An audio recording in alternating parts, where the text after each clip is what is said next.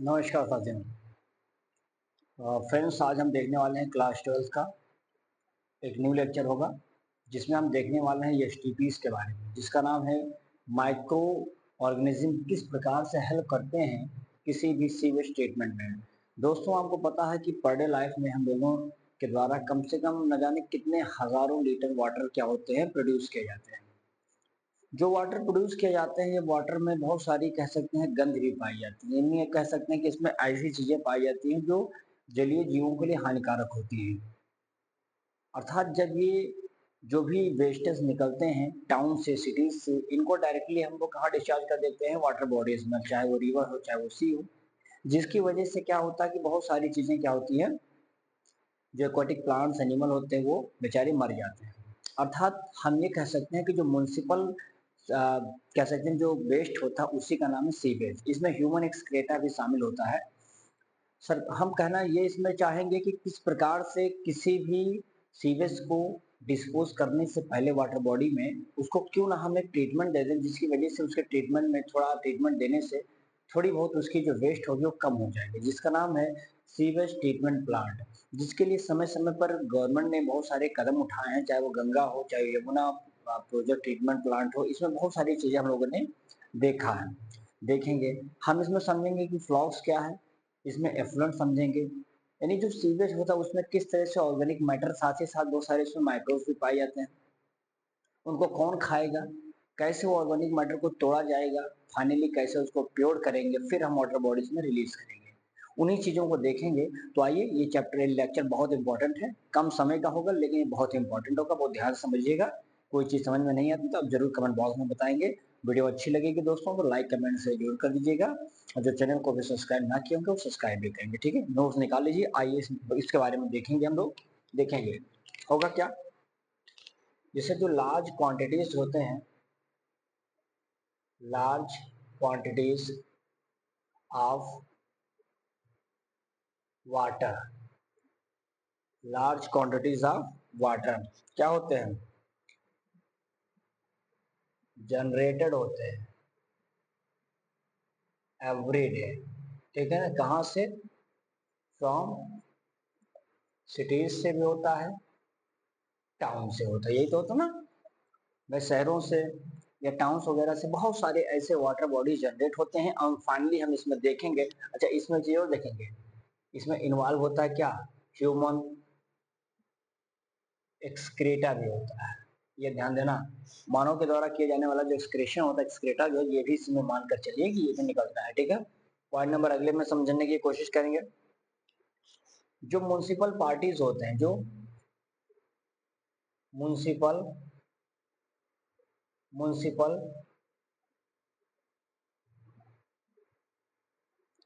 Municipal waste जो water है, वास्तव में इसी का नाम क्या है?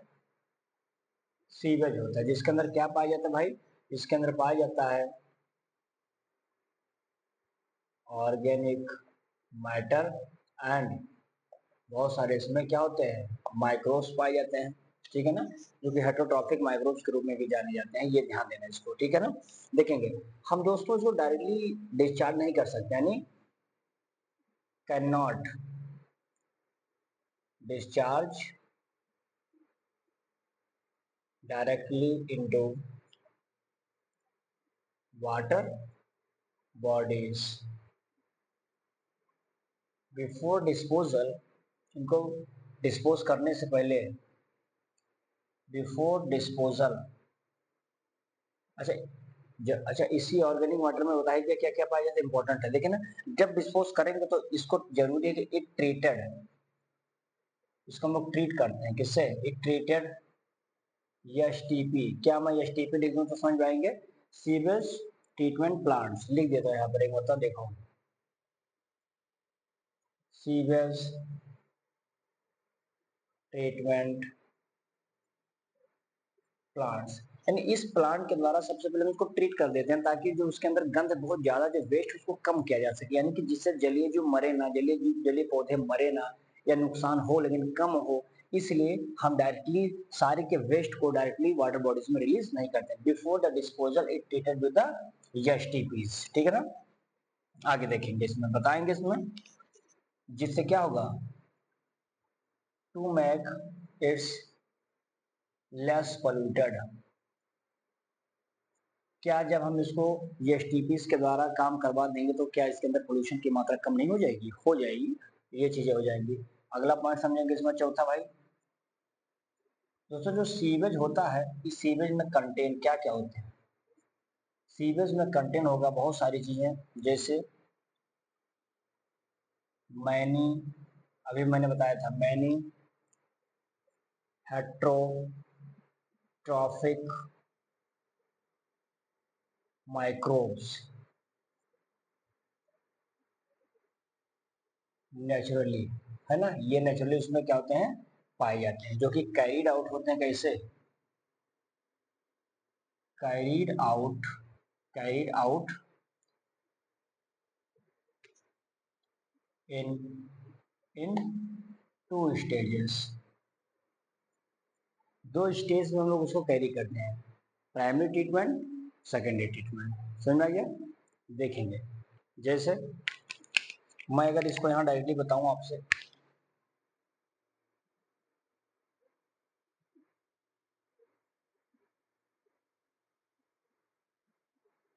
प्राइमरी ट्रीटमेंट के हम देखेंगे इसके बारे में। देखिए, प्राइमरी ट्रीटमेंट में एक प्रकार से हम कह सकते हैं जो फिल्ट्रेशन और सेडिमेंटेशन होता है, जिससे बड़े बड़े जो हायर वेस्ट पार्टिकल्स तो वो धीरे धीरे क्या हो जाए, नीचे चले जाए, ये प्रोसेस है। यानी इसमें हम बता देंगे सिंपल कि प्राइमरी में सिंपल कहेंगे क्या, एक प्रकार से फिजिकल रिमूवल होता है।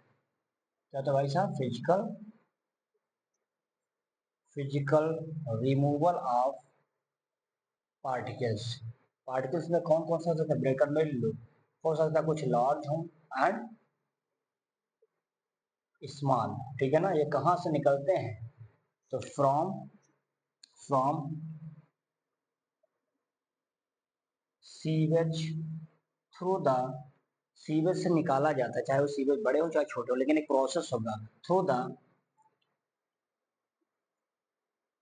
Filtration and and sedimentation. यानी सेडिमेंटेशन और फिल्ट्रेशन के माध्यम से बड़े बड़े जो पार्टिकल्स होते हैं किसी भी सीवेज में, उसको अलग करने का सबसे पहला तरीका है प्राइमरी ट्रीटमेंट, जिसको हम लोग क्या बोलते हैं, फिजिकल कहा जाता है, क्योंकि उस पर थोड़ा बहुत ताकत लगाया जाता है ना, तो फिजिकल रिमूवल कहते हैं। तो पहला पॉइंट क्लियर होगा इसके माध्यम में। सेकेंड इसमें समझेंगे, देखो भाई क्या होता है कि इनिशियली जो फ्लोट तैरने वाले हैं, फ्लोटिंग डेब्रिस, फ्लोटिंग, जो भी इसमें हम बता सकते हैं फ्लोटिंग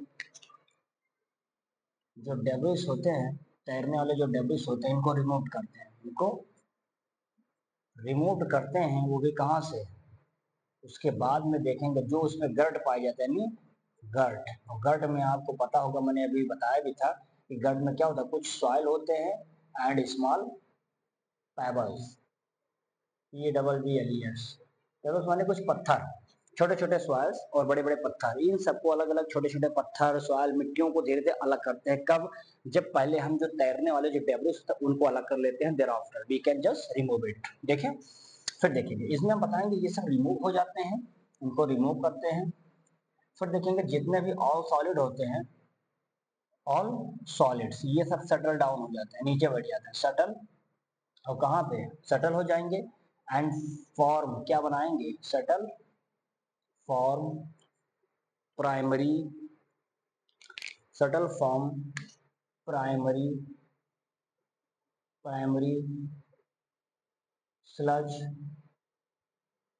प्राइमरी स्लज, ठीक है ना। ये तो हो गया जो नीचे बैठ गया। अब हो सकता है कुछ ऊपर भी तैर रहा हो, सुपरिटेंट वाला भाग क्या कहलाता, तो उसको भी देख लेते हैं। देखो, एंड एंड जो इसमें ऊपर की तरफ तैर रहा है, सुपरिटेंडेंट, ये सुपरिटेंडेंट वाला भाग क्या कहलाता भाई साहब, इसको कहा जाता है इफ्लंट। क्या बोलते हैं इसको, एफ्लुएंस, ये ना, ये एफ्लुएंस कहा जाता है। तो इतनी बातें हम लोग प्राइमरी के केसेस में समझने का काम करते हैं। अच्छा चीज, एक चीज और समझ लीजिए इसमें, अब ये जो एक लाइन इसमें बताऊं, देखो तीसरा, ये जो इफ्लुएंट होते हैं, ये जो इफ्लुएंट्स होते हैं, ठीक है ना, ये क्या करेंगे, effluent from primary settling tank, primary settling tank से कहाँ भेज दिया जाता है, सेकेंडरी सेटलिंग टैंक में, ठीक है ना, यहाँ पर इसको भेजा जाता है फॉर फॉर सेकेंडरी ट्रीटमेंट के लिए। यानी अब जो जमे हुए भाग थे, जो एफ्लुएंट था, जो कि प्राइमरी सेटलिंग टैंक में था, उस प्राइमरी सेटलिंग टैंक से उसको ट्रांसफर कर दिया कहां पर भाई साहब, सेकेंडरी सेटलिंग टैंक में, इसलिए ताकि जा करके आप सेकेंडरी ट्रीटमेंट मिल जाए उसको। ये बात समझ में आया? तो प्राइमरी ट्रीटमेंट के अंतर्गत इतनी ही बातें आपको समझना, अब सेकेंडरी ट्रीटमेंट समझेंगे, बस इतना ही टॉपिक है आज का। देखिए बहुत अच्छे से समझिए, बहुत इत्मीनान से समझिए, चीजों को क्लियर करिए, क्योंकि प्राइमरी सेकेंडरी ट्रीटमेंट बहुत मरतबा आता है तो हम लोग प्राइमरी मतलब प्रथम बोलते हैं, सेकेंडरी माने दो दूसरा जो होता है इतना जानते हैं, लेकिन उसमें क्या क्या चीजें बनते हैं, तो ये इफ्लुएंट समझ में आ गया होगा। इफ्लुएंट मतलब जो ऊपर की तरफ होता है ना, जैसे आपने पानी है, पानी में तेल डाल दो, तो तेल में देखेंगे तेल ऊपर की तरफ तैर रहा होता है, तो वो इफ्लुएंट है, पानी का नीचे वाला भाग नीचे की तरफ रहता है। क्लियर? चलिए भैया अब देखेंगे, अब सेकेंडरी हम, या इसको सेकेंडरी को हम लोग क्या बोलते हैं, बायोलॉजिकल कहते हैं, ना कि फिजिकल कहते हैं। फिजिकल मतलब ताकत, बायोलॉजिकल मतलब कुछ इसमें माइक्रोब्स होंगे जो काम करेंगे। अब यहाँ से जो फर्स्ट एफ्लुएंट होगा उसको हम ट्रांसफर कर देंगे कहाँ पर, एक बहुत बड़े एरेशन टैंक में, यहाँ पर एजिटेटिंग मैकेनिकली काम करेगा, यानी एजिटेट में घुमाना, घुमाता रहेगा, उसी में एयर को पंप किया जाएगा, यानी कि उसी में एयर का काम होगा, एयर आएगा जिसकी वजह से कुछ इसमें एरोबिक माइक्रोब्स भी आपको देखने को मिलेगा। तो यानी सबसे पहले सेकेंडरी या बायोलॉजिकल ट्रीटमेंट में देखेंगे कि जो एफ्लुएंट हो पास आउट हुआ कहाँ पर, देखो यानी कि इसमें जो प्राइमरी एफ्लुएंट रहा है, ये एफ्लुएंट कहाँ पास हुआ, ये एफ्लुएंट पास हुआ भाई साहब, इसके पास एक लार्ज एरेशन टैंक में, ठीक है ना, लार्ज एरेशन टैंक में, जहां पर क्या होता है, वेयर एजिटेटेड, या हम कह सकते हैं एजिटेटेड मैकेनिकली यहाँ पर चलता रहता है,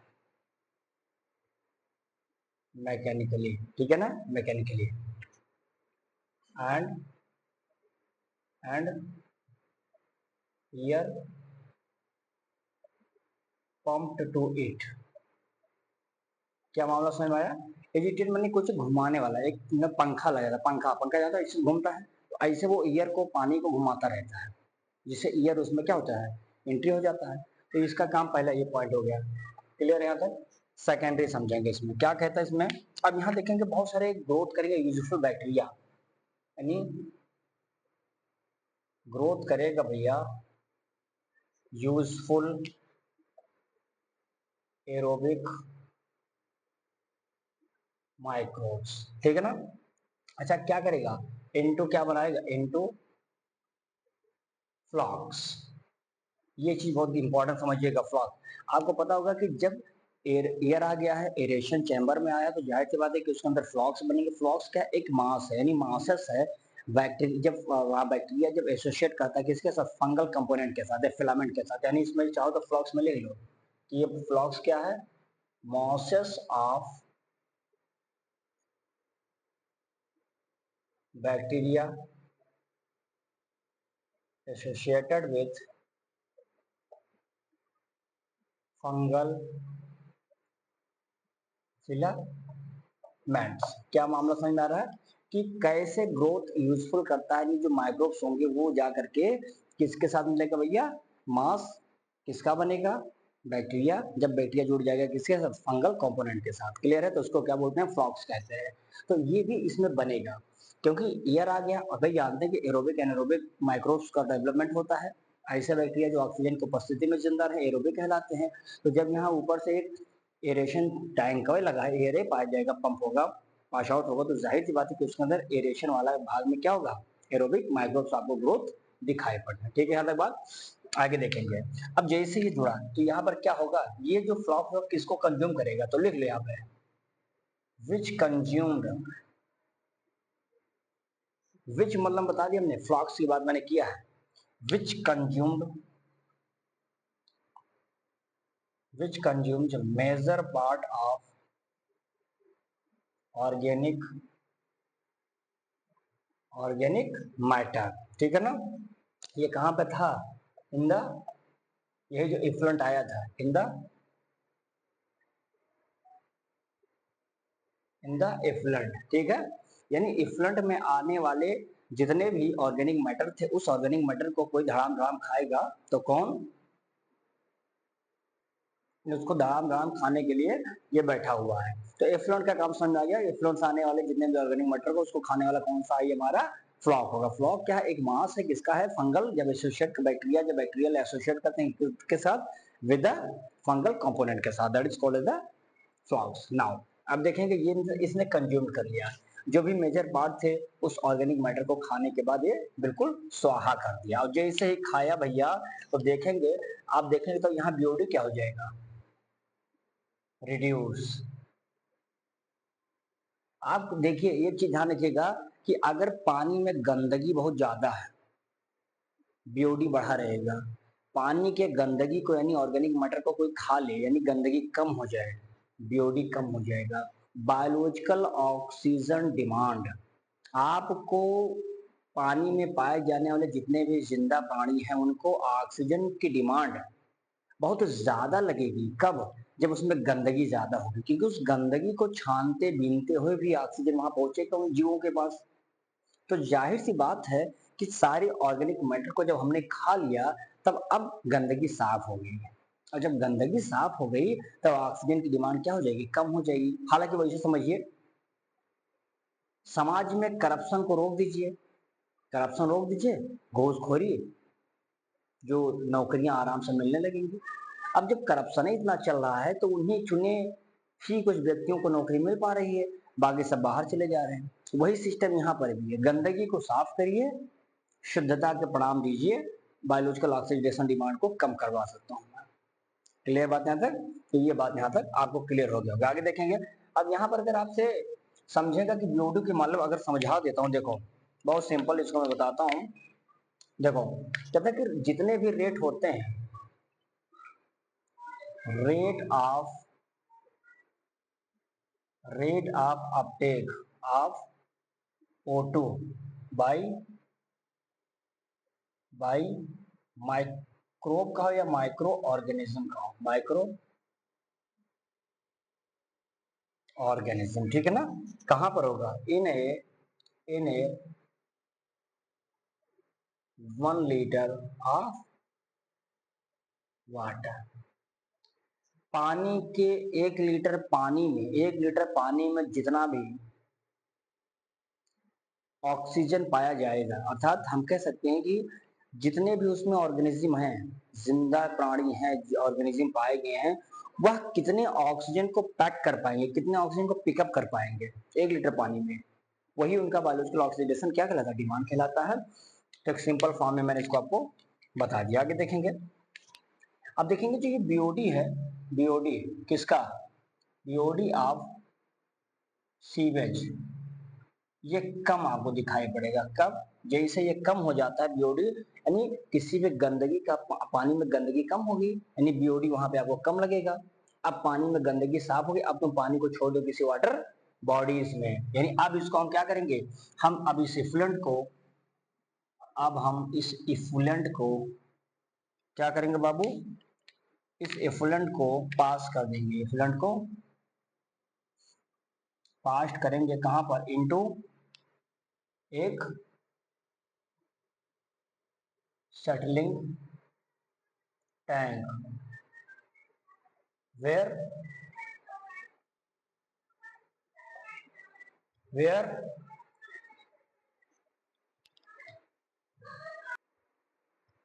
where bacterial flock allowed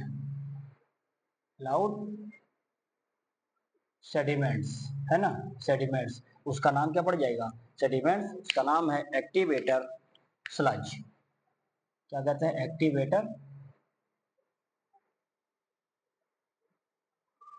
sludge कहा जाएगा, ठीक है ना। अब देखेंगे इसका स्मॉल पार्ट, इस एक्टिवेटर स्लज का जो स्मॉल पार्ट होता है इसको छोड़ देते हैं कहाँ पर, तो यहीं पर लिख लो इसका जो है स्मॉल पार्ट बैक टू कहाँ छोड़ेंगे, बैक टू एरेशन टैंक, जहां पे एरेशन में था वहीं पर फिर छोड़ दिया मैंने एरेशन टैंक के पास, ठीक है ना। किस लिए, ताकि ये फॉर्म क्या बनेगा, इनाकुलम, इनाकुलम यानी इसको फिर से इनाकुलेट कर देगा। बाकी जो रिमेनिंग बचे हुए हैं, रिमेनिंग स्लज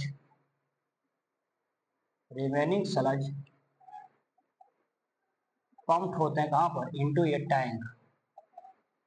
ये बाकी बचे हुए जो होते हैं स्लज उसको हम एक टैंक में छोड़ देते हैं। उस टैंक का नाम क्या हो जाएगा भैया, तो उस टैंक का नाम हो जाएगा एन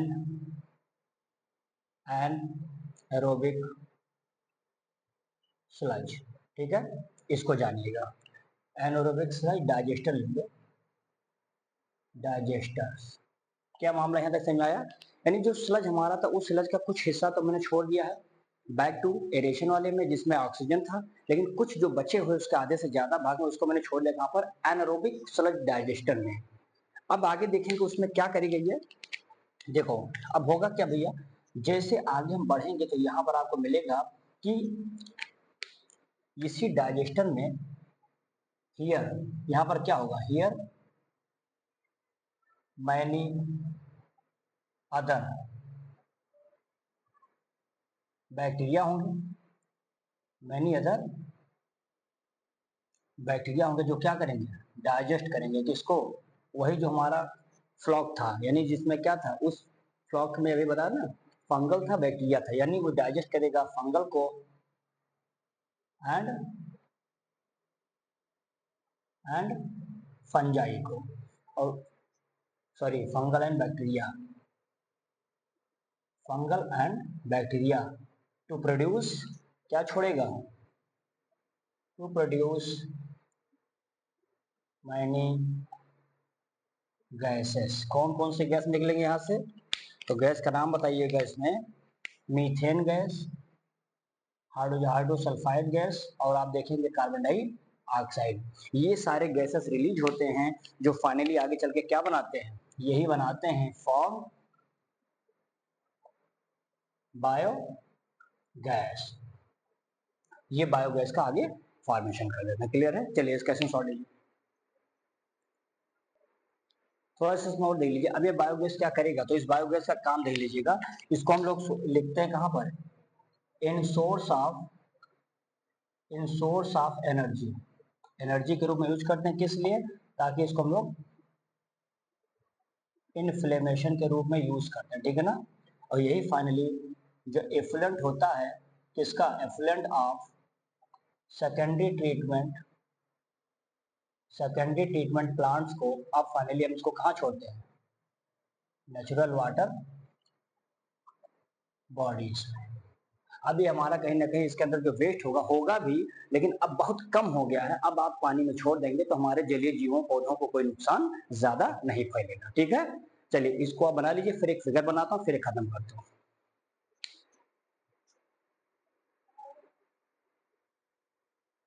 चलिए देखिए भैया, मैंने यहाँ पर एक आपको बताया है कि ये पूरा का पूरा टैंक है जिसमें फिल्टर लगा होता है। ये सब जो बने होते हैं ये सब बिग मैटर होते हैं जो कि फिल्टर्ड हो जाते हैं नीचे से। और ये पूरा का पूरा जो एरिया आपको दिखाई पड़ता है, ये सब ये हमारा क्या होता है, वाटर होता है for the further treated called as the first effluent. क्योंकि ये सब ऊपर तैरने वाले भाग में तो जाहिर सी बात है इनका आगे ट्रीटमेंट किया जाता है, तो ट्रीटेड होते हैं। और ये जो नीचे की तरफ आपको दिखाई पड़ते हैं ये क्या होते हैं, सेडिमेंटेड होते हैं, जो नीचे बैठ जाते हैं। सेडिमेंटेड होता है जिसमें ग्रिट होता है, जो कि ग्रिट में क्या था, सॉइल था, और पीबल्स यानी पत्थर कंकड़ वगैरह थे, ये थे। इसलिए इनका नाम क्या था, फर्स्ट डिग्री यानी प्राइमरी स्लज के नाम से जाना जाता था, ठीक है। अब आगे मैंने इसको सेंड कर दिया कहाँ पर, इसको भेज दिया एरेशन टैंक में जहाँ पर ऑक्सीजन आपको मिलेगा। ये देखिए एयर यहाँ से पंप किया जाता है, ये सेकेंडरी ट्रीटमेंट के अंदर आएगा, जिसमें आप देख सकते हैं कि ये प्रकार का पूरा दिखाई पड़ेगा। और ये क्या होता है, due to the constant aeration, यहाँ एरेशन कांस्टेंट हो जाता है, यानी ऑक्सीजन की वैल्यू बिल्कुल फिक्स हो जाएगी एंड ऑक्सीजन ज्यादा से ज्यादा यहाँ पर मिलता रहेगा।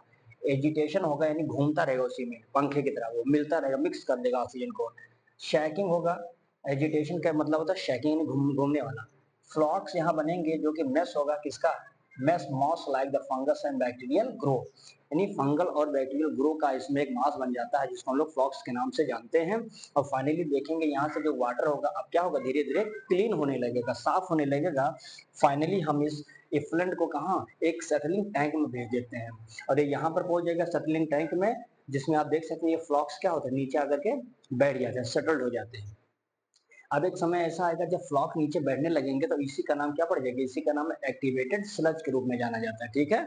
अब देखेंगे दूसरे में क्या होगा, ये हमारा मैंने कहा था ना, कुछ भाग एरोबिक में भेज देते हैं ताकि वो इनाकुलम करने के काम आता है, और कुछ भाग स्लज का कहाँ भेज देते हैं, ये भेज देते हैं एनारोबिक वाले भाग में। तो देखिए ये एनारोबिक स्लज डाइजेस्टर में चला आया, जहां पर फ्लॉक क्या होते हैं, डाइजेस्ट हो जाते हैं यानी यही जो फ्लॉक्स पड़े थे एनारोबिक बैक्टीरिया के द्वारा उसको खा लिया जाता है, डाइजेस्ट कर दिया जाता है। अब फाइनली आप देख सकते हैं कि यहाँ पर ये डाइजेस्ट हो जाता है। तो ये पूरा का पूरा जो चक्र आपको दिखाई पड़ता है, ये हमारा पूरा का पूरा क्या है, ये एसटीपी है, सीवेज ट्रीटमेंट प्लांट्स के नाम से जाना जाता है, जिसमें प्राइमरी और सेकेंडरी आते हैं। समझ में आ गया। चलिए दोस्तों, आई होप कि आप लोगों को समझ में आया होगा।